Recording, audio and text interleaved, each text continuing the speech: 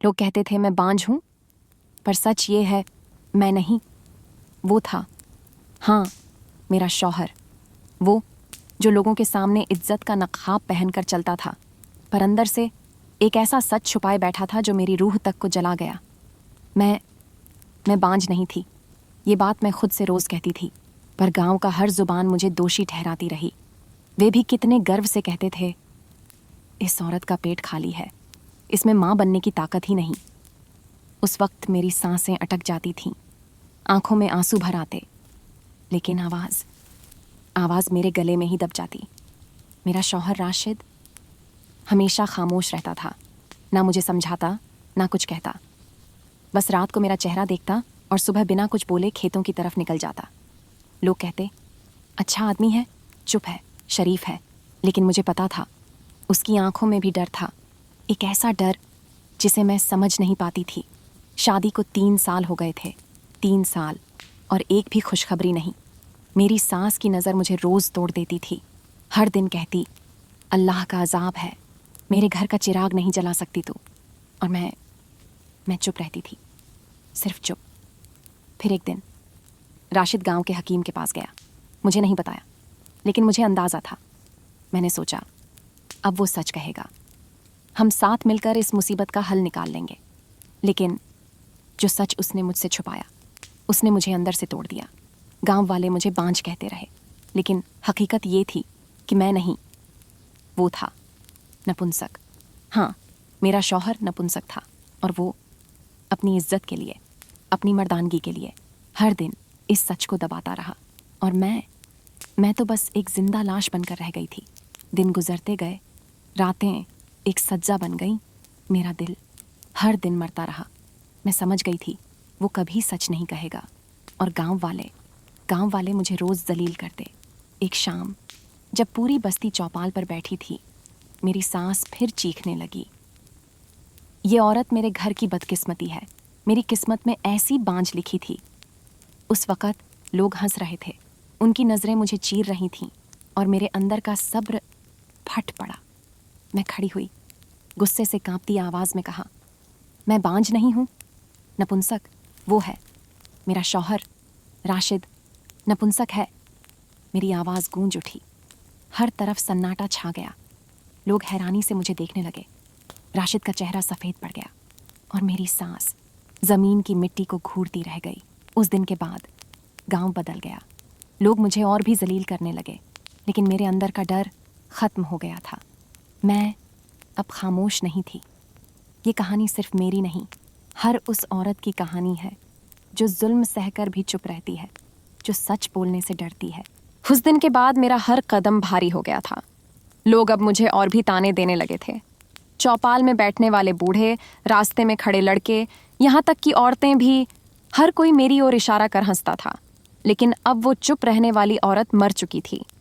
अब मेरे अंदर एक अजीब सा साहस जाग चुका था, एक ऐसा साहस जो सालों की चुप्पी को तोड़ चुका था। मैं अब राशिद की आंखों में सीधे देखती थी। वो डर जो उसकी नज़रों में हमेशा पलता था, अब और साफ दिखने लगा था। कभी वो चुपचाप नज़रें झुका लेता, कभी गुस्से में मुझसे नज़रें चुराता, पर एक बार भी उसने इस सच का सामना नहीं किया। गांव में बातें फैल गई थीं, हर नुक्कड़, हर गली में मेरा नाम था। औरतें फुसफुसातीं, देखो वही है जिसने अपने आदमी को नपुंसक कहा। और मर्द, उनके होठों पर घिनौनी मुस्कान होती, जैसे मेरी इज्जत उनके पैरों तले कुचली जा रही हो। पर अब मुझे फ़र्क नहीं पड़ता था, क्योंकि जब सच का बोझ उतरता है तब डर की दीवारें ढह जाती हैं। एक रात जब पूरा गांव सो चुका था, मैं अकेली आंगन में बैठी थी। आसमान में चांद टेढ़ा सा झूल रहा था, और ठंडी हवा मेरे चेहरे को छू रही थी। मैंने सोचा, ये वही घर है जहां मैंने सपने देखे थे, जहां सोचा था कि मेरी गोद भी भर जाएगी, जहां मैंने रिश्तों की गर्माहट चाही थी। पर यहाँ तो सिर्फ खामोशी और झूठ पलता रहा। मैंने उस रात तय कर लिया, अब ये कहानी सिर्फ मेरे अंदर नहीं सड़ेगी। मैं इस गांव की हर औरत को बताऊंगी कि चुप रहना गुनाह है, क्योंकि चुप्पी सिर्फ जंजीरें कसती है। अगले दिन मैं चौपाल में गई, वहीं जहां मैंने सालों तक अपनी नज़रें झुकाकर बातें सुनी थीं। इस बार मेरा सिर ऊंचा था। लोग इकट्ठा हो गए, किसी के चेहरे पर तंज, किसी के चेहरे पर हैरानी। मैंने साफ आवाज में कहा, हाँ, मैंने सच बोला था और आज भी उसी सच पर खड़ी हूँ। जिस औरत पर इल्ज़ाम लगाते हो वो इल्ज़ाम उसका नहीं, तुम्हारे समाज का है, क्योंकि तुम मर्दानगी को अपनी इज्जत मानते हो और एक औरत की चुप्पी को उसकी मजबूरी। पर याद रखना, अब मैं चुप नहीं रहूंगी। मेरी आवाज़ में अब डर नहीं था, सिर्फ सन्नाटा तोड़ने की ताकत थी। लोग खामोश हो गए, कोई कुछ नहीं बोला, सिर्फ दूर से हवा चलती रही और उस हवा में मेरे शब्द गूंजते रहे। उस दिन के बाद गांव में एक अजीब सा सन्नाटा फैल गया था। लोग अब मुझसे सीधी बातें नहीं करते थे, लेकिन उन निगाहों में ताना भी था, सवाल भी और कहीं ना कहीं डर भी। राशिद ने मुझसे बात करना लगभग बंद कर दिया था। वो घर आता, खाना खाता, फिर खामोशी से सो जाता। कभी कभी उसकी आंखों में गुस्सा दिखता, जैसे वो मुझ पर चिल्लाना चाहता हो, पर उसकी जुबान अब भी उतनी ही बेजान थी जितनी पहले थी।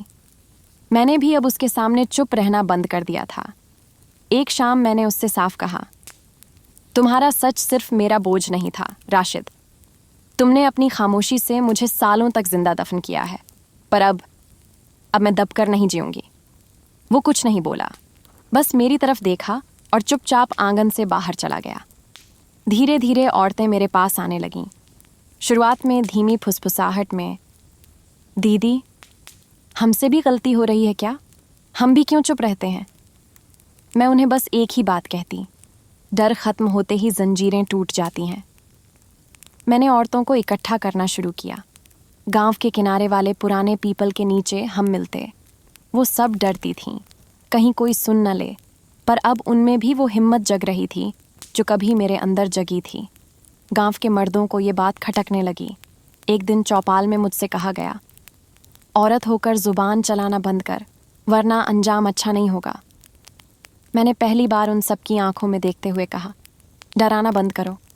जो औरत सालों की चुप्पी तोड़ दे, उसे कोई खामोश नहीं कर सकता। उस दिन मेरी आवाज़ में ऐसा यकीन था कि सामने खड़े सब मर्द भी पल भर को खामोश हो गए। अब मैं जान चुकी थी, ये लड़ाई सिर्फ मेरी नहीं थी। ये हर उस औरत की लड़ाई थी जो झूठ, डर और मजबूरी के बोझ तले दबकर जी रही थी। रातें अब लंबी नहीं लगती थीं। हर सुबह मेरे लिए एक नई उम्मीद लेकर आती थी। मैंने ठान लिया था, अब इस गांव की खामोशी को तोड़ना ही है। गांव की चौपाल पर उस दिन भी भीड़ लगी थी। हर कोई मुझे घूर रहा था, कुछ ताने भरे चेहरे, कुछ खामोश आंखें और कुछ जो मेरी हिम्मत से डर चुके थे। मैंने उस भीड़ में कदम रखा, सर ऊंचा, आंखों में सीधा यकीन। लोग फुसफुसा रहे थे, देखो, वही औरत जिसने मर्दानगी को चुनौती दी है। मैंने गहरी सांस ली और साफ आवाज में कहा, सालों तक मैंने चुप्पी ओढ़कर जिया, सोचा खामोशी इज्जत बचा लेगी, पर सच ये है कि खामोशी सिर्फ डर को मजबूत करती है। आज मैं यहाँ खड़ी हूँ, सिर्फ अपने लिए नहीं, हर उस औरत के लिए जो अब भी किसी कोने में रो रही है, क्योंकि उसे लगता है आवाज़ उठाने से इज्जत चली जाएगी। याद रखो, इज्जत सच बोलने में है, चुप रहने में नहीं। भीड़ में सन्नाटा छा गया। कुछ औरतों की आंखों में चमक थी, कुछ मर्दों के चेहरे तमतमा उठे, पर कोई भी मेरे शब्दों को झुठला नहीं पाया। राशिद भी वहीं खड़ा था, खामोश। उसकी आंखों में अब वो पुराना डर नहीं, बल्कि शर्म की एक परत थी। मैंने उसकी ओर देखा और कहा, तुम्हारा सच अब मेरा बोझ नहीं है राशिद, अब तुम्हें अपनी खामोशी का बोझ खुद उठाना होगा। गांव में उस दिन कुछ बदल गया। लोगों की नज़रों में अब तिरस्कार कम था, डर ज़्यादा था, क्योंकि उन्हें समझ आ चुका था कि एक औरत जो अपनी चुप्पी तोड़ दे, वो किसी भी जंजीर को तोड़ सकती है। धीरे धीरे औरतें खुलकर सामने आने लगीं। किसी ने अपने दर्द की कहानी सुनाई, किसी ने सालों का जहर बाहर निकाला, और मैं हर एक को देखती और बस इतना कहती, डर मत, अब वक्त बदल चुका है। उस रात मैं फिर आंगन में बैठी थी। आसमान में वहीं अधूरा चांद चमक रहा था। हवा में ठंडक थी, लेकिन मेरे दिल में एक अजीब सी गर्मी थी, एक सुकून कि मैंने सच कहने की हिम्मत की और अपने साथ कई और औरतों को भी आवाज़ दी।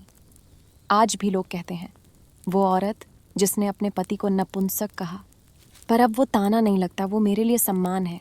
क्योंकि उस दिन मैंने खुद को आज़ाद कर लिया था।